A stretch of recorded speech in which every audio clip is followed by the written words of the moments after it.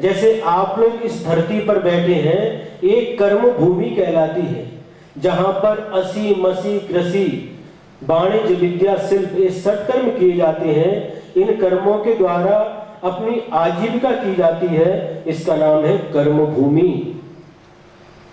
और जहां पर ये सत्कर्म नहीं होते, मात्र भोग ही भोग है, तो महाराज जब कर्म नहीं होती तो वहां पर कैसे उनका निर्वाह हो जाता है? तो वहां पर कल्प वृक्ष की व्यवस्था रहती है। 10 प्रकार के कल्प वृक्ष होते हैं, अलग अलग, कोई वस्त्रांग है, कोई दीपांग है, वो वस्त्र देता है, कोई प्रकाश के दीपक देता है, एक भोजन देता है, एक पानी देता है, सब व्यवस्थाएं कल्प वृक्षों के माध्यम से होती है। उसको कोई भी काम नहीं करना पड़ता वहां पर, न खेती बाड़ी, कुछ भी नहीं है, एकमात्र भोग भूमि है। तो ये व्यवस्था है भोग भूमि की। तो भोग भूमि के मनुष्य और त्रियंच मरण करके मात्र देवगति में ही उत्पन्न होते हैं। अब त्रियंच मरण करके कहां तक जाते हैं? तो उसकी अलग अलग व्यवस्था है। असंगी की व्यवस्था अलग है, संगी है तो 16वें स्वर्ग तक जा सकता है, इसके ऊपर नहीं, रोक लग गई। इसके बाद नारकी, यदि नारकी मरण करके आएगा तो या तो त्रियंच बनेगा या मनुष्य बनेगा।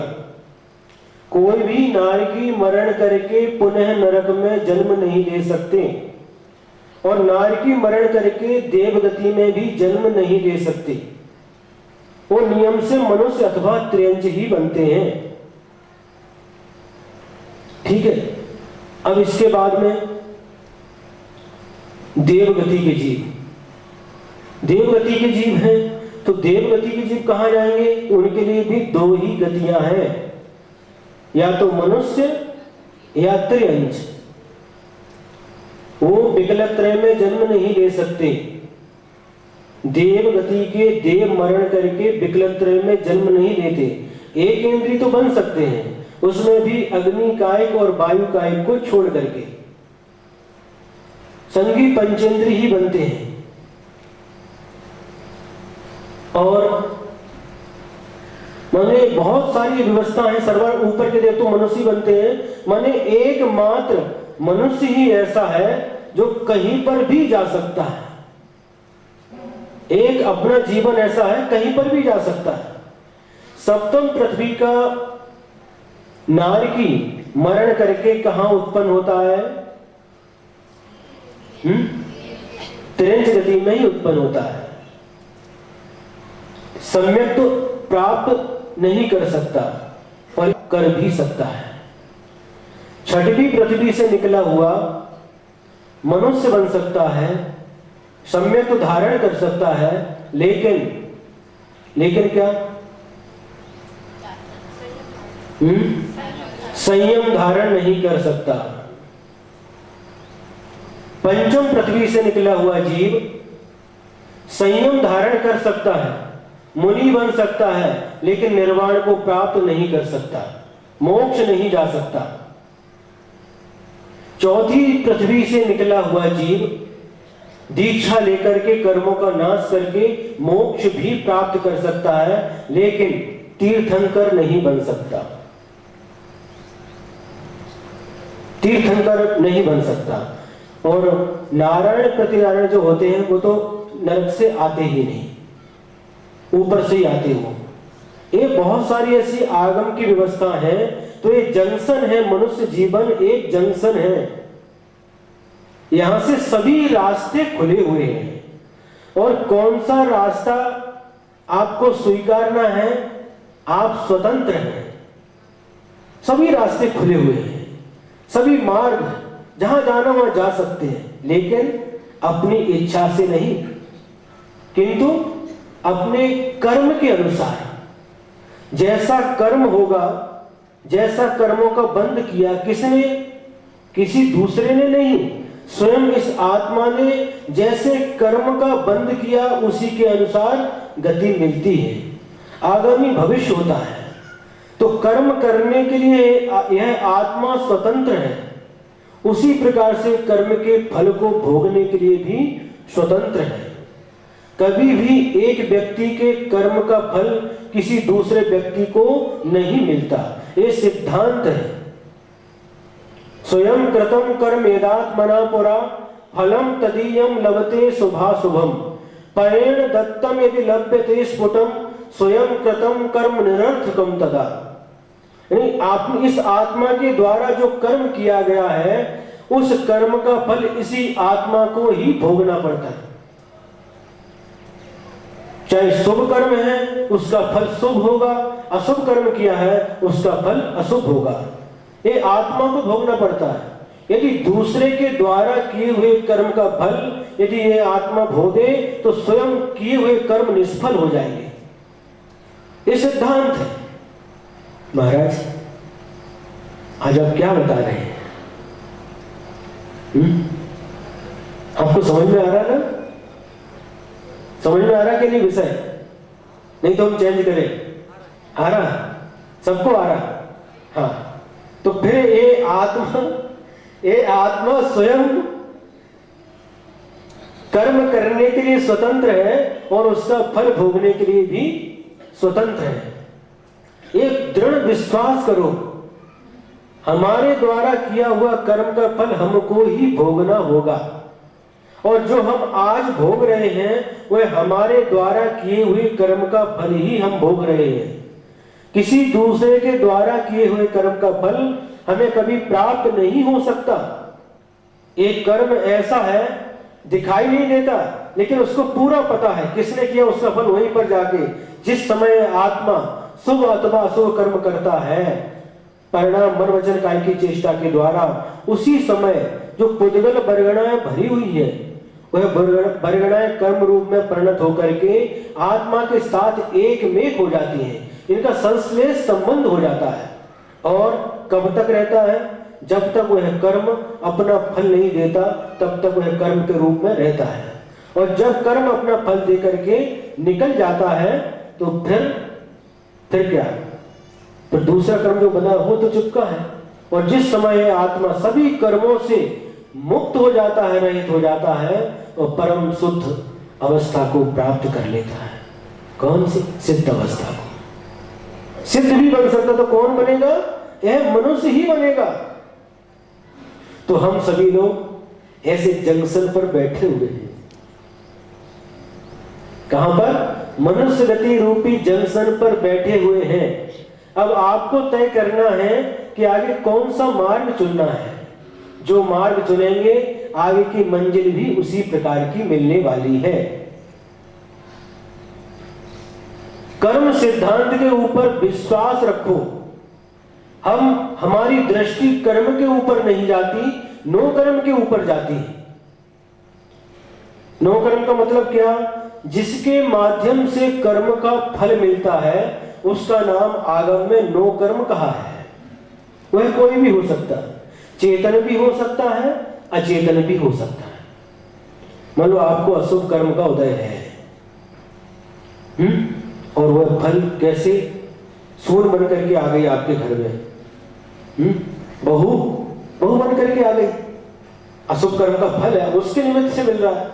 वो नहीं दे रहे, आपका ही अशुभ कर्म का फल है। वह कर्म उस नो कर्म के माध्यम से फल रहा है।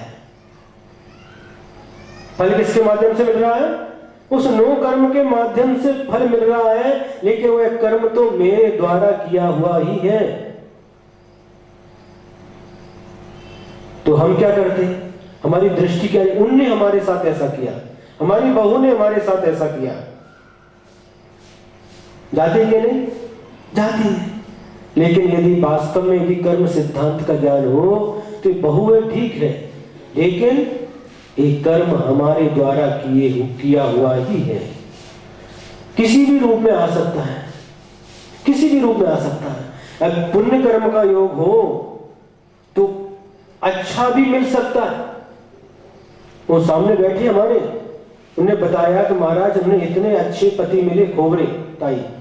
वो कहती थी कि महाराज हम छोटे थे, छोटी अवस्था में शादी हो गई।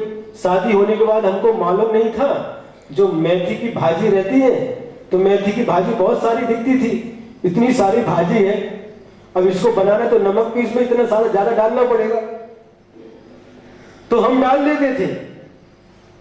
छोटी अवस्था में ज्ञान नहीं था इतना, तो इतनी सारी भाजी थी, इसमें ज्यादा नमक जो ज्यादा नमक उसके अंदर डाल दिया। डालने के बाद में शायद बॉम्बे में सर्विस करती थी वो उस समय, और आकर के कहती कभी भी डांटा नहीं हमको, आज थोड़ा सा नमक ज्यादा था, आज थोड़ा सा नमक ज्यादा था। देखो पुण्य का योग है तो विपरीत होने के बाद भी, प्रतिकूल होने के बाद भी कभी भी डांटते नहीं है। और जब 4-5 बार ऐसे हुआ, फिर उसके बाद में उन्होंने क्या बोला कि अब ऐसा करो कि बिना नमक की एक भाजी बनाया करो, एक पुड़िया के अंदर नमक रख करके हमारे लिए दे दिया करो।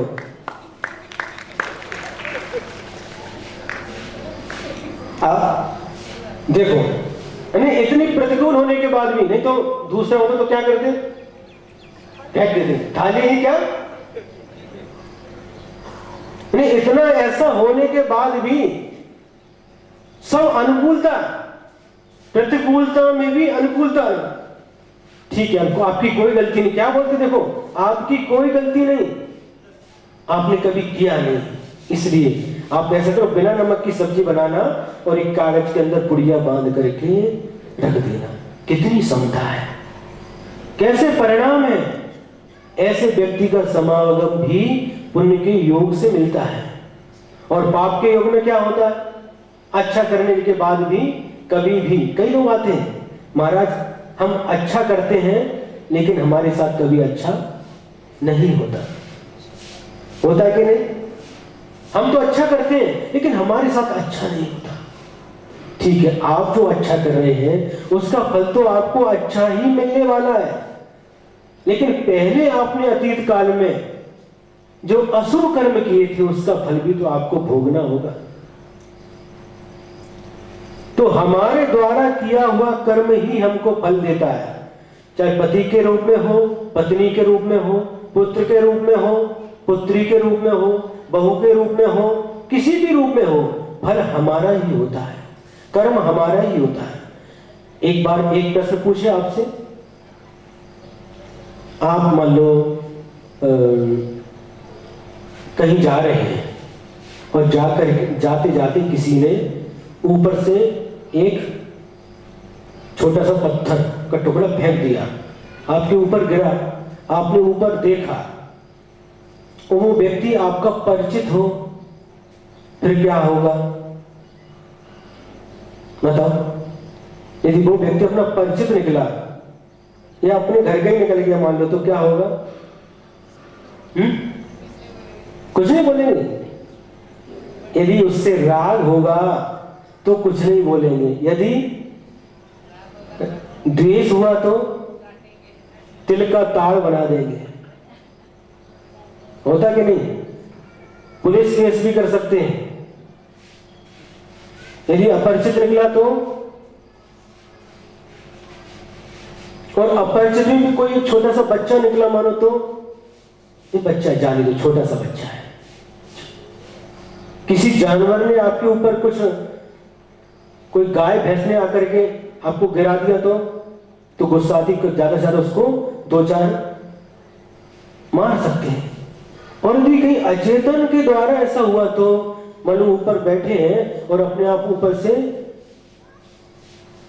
कुछ गिर गया, अपने आप गिर गया, किसी ने नहीं गिराया, फिर किसके ऊपर गुस्सा करोगे?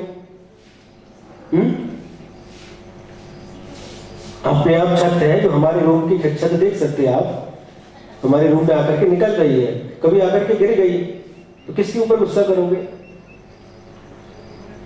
वो कर्म तो हमारा ही है लेकिन फल किसी भी रूप में, उस समय देख करके हमको कुछ प्रकृति अपने आप